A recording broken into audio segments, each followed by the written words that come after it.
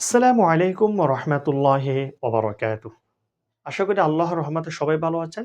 আলহামদুলিল্লাহ আমিও ভালো আছি। আমরা কিন্তু আগে পড়েছি নুন সাকিন এবং তানবিন পড়ার নিয়ম ৪ টি। আমরা কিন্তু আজকে পড়ব মিম সাকিনের পড়া। যে মিমের উপর সাকিন হবে সেটাকে মিম সাকিন বলবে। এটার অপর নাম জজম। তাহলে মিম সাকিন পড়ার নিয়ম ৩ টি।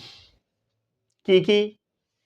ইকফা, ইদগাম, ইজহার। ১ম নম্বর ইকফা। ইকফার হরফ একটি বা। মিম সাকিনের পরে যদি বা আসে তখন কিন্তু গুন্নার সহিত পড়তে হবে। পড়ার সময় খেয়াল করতে হবে মিম সাকিনের পরে বা আছে কিনা। বা আসলে তখন এটা হবে কি মিম সাকিনের ইকফা। তাহলে শুরু করা যাক কিভাবে পড়ি একটু ভালো করে দেখুন। বিসমিল্লাহির রহমানির রহিম। তার অজবত তার মিম ইয়াজের মি তার মি হামিম জের হিম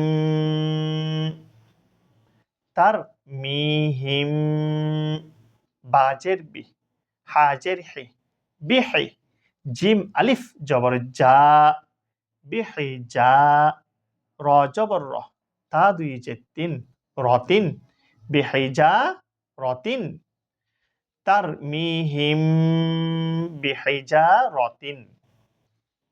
তাহলে এখানে মিম সাইনের পরে বা আসছে যখন এটা আমরা গুণ্যর সহিত পড়েছি।